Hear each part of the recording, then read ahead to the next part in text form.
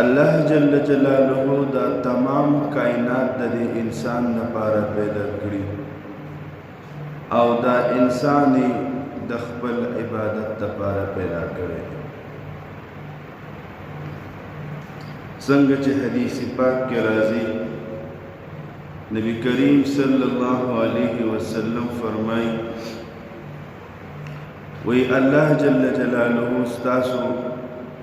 د پاره دنیا پیدا کړې ده او تاسو یې د آخرت لپاره پیدا کړې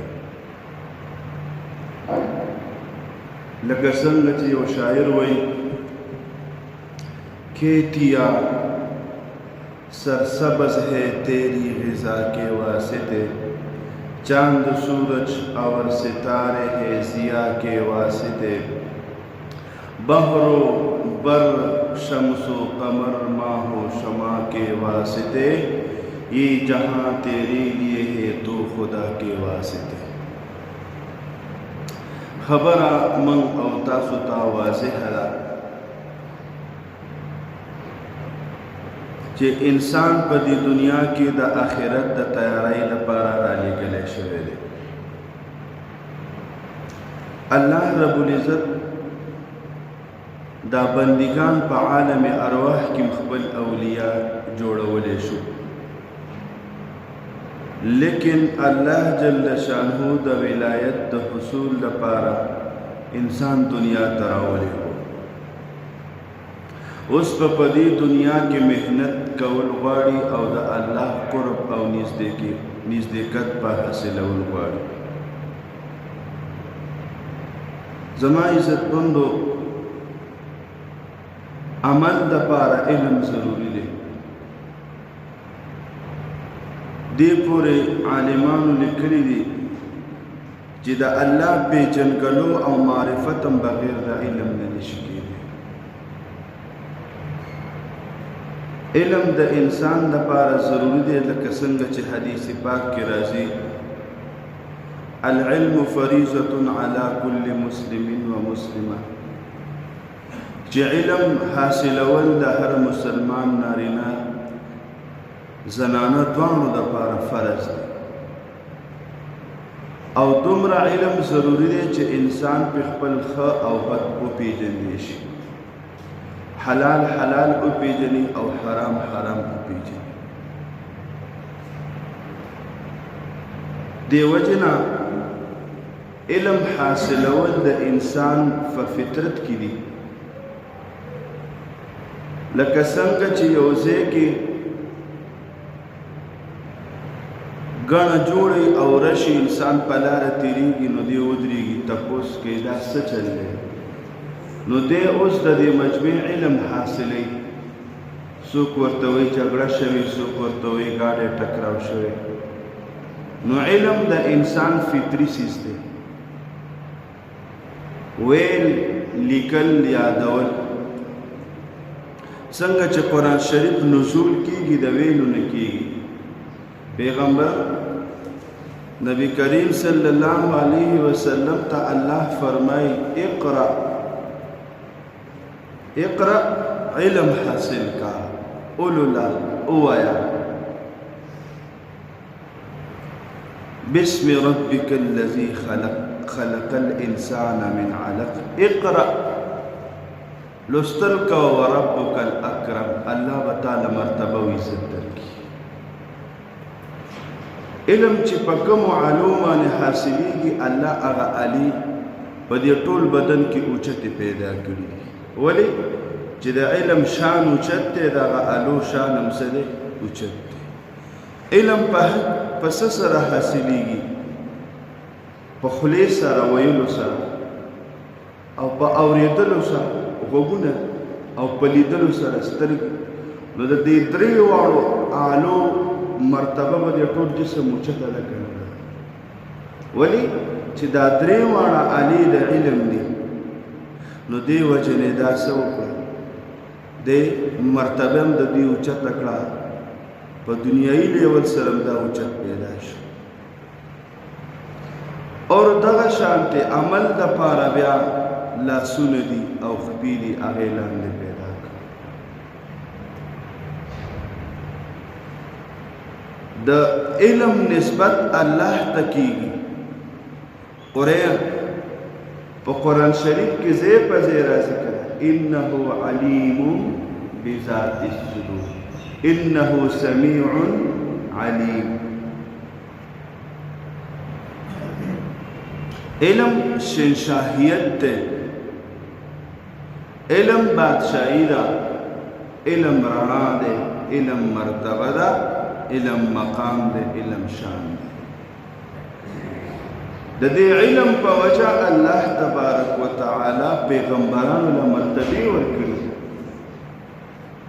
او چې چا دا پیغمبر خبره نه ده منلې الله تبا کړی دي او چې چا سره دشمنی کړي الله ذلیل او رسوا کړي دی وجنا آدم علیہ السلام ته چې کله الله جل جلاله د علم ملکه ورکړه وعلم آدم الاسماء كلها د ټولو سيزونو علم چې کله ورله ورکو نو به فرشتو ته عرض کو چې تاسو د جواب وکړئ دا کم علم چې د سره دی دا تاسو سره شته ثم عرضهم على الملائكة فقال أنبئوني بأسماء هؤلاء إن كنتم صادقين قالوا سبحانك لا علم لنا إلا ما علمتنا إنك أنت العليم الحكيم خدای موږ سره خو علم نشته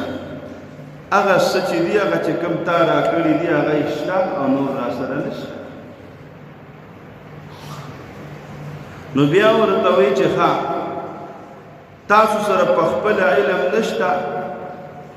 ستاسو له مرتبه در کوم خو د عالم سره محبت وکړئ دا سره محبت وکړئ عالم سره محبت وکړئ آدم علیه السلام عالم دی یا الله حکم دا دی سجده ورته وکړئ دا د ادب دی وإذ قلنا للملائکة اسجدوا لآدم فسجدوا إلا إبليس محبت اظهار ټولو فرشتیو کو پهلنی سجده هغه چا لګولې وه پهلنی سجده هغه اسرافیل علیه السلام لګولې وه دیو جن عالمان لیکي چې کله اسرافیل علیه السلام آدم علیه السلام ته د عزت په سجده کولو کې مخکې شو الله ولا یو مرتبه ورکړي تا زما د عالم بنده قدر وکړو عزت دې وکړو او په عزت کې د ټولو نه وړاندې شوي تا له یو مرتبه درکړو څه مرتبه قرآن راواغېستو د اسرافیل علیه السلام په تندي باندې د الحمد النوال والناس پورې کې ټول ولیکو سبحان الله په فرشتو کې د یو فرشتې تندی د اسرافیل علیه السلام داسې دی چې په دې باندې ټول قرآن لیکلی شوی دی ولې چې د عالم ادب کړی او د عالم په ادب کې د ټولو نه وړاندې شوی دی ورپسې نورو فرشتو چې سجده لګولې وه ټولو له مرتبې ورکړي چاله له د وحي مرتبه ورکړه چاله د بارانونو او چاله د سا د ایستو دا ولې چې دوی د الله دا یو عالم بنده ادب کې مخکې شوي وو شیطان بې ادبي وکړه وی چې زه د نخیم الله ذلیل او رسوا کو او دې پورې ذلیل او رسوا دی چې ستا خبره څوک مني لأملأن جهنم من الجنة والناس اجمعین زره ستا به د جناتو د انسانانو نه جهنم ډکوما ولې غرور یو کو تکبر یو کو او د عالم په بې ادبۍ کې ورته څه میلاو شو د دوانو جهانو ضلالت د دوانو جهانو رسوایی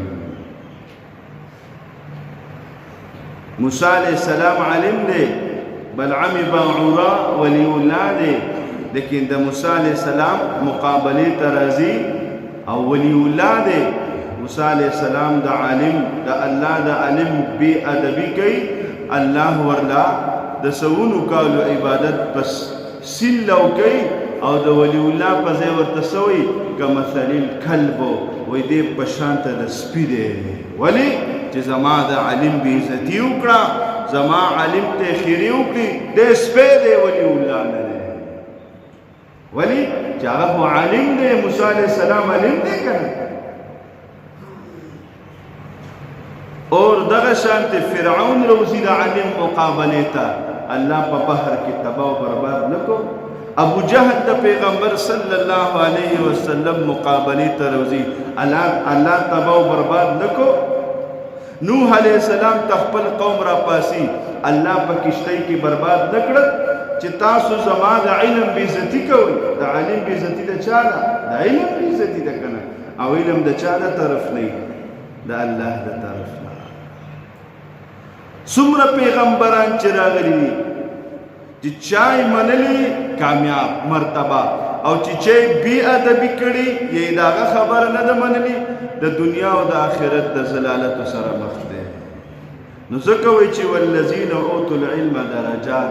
چاله چې علم ورکړی شو الله فرمایي د ده درجه په ټولو باندې اوچته ده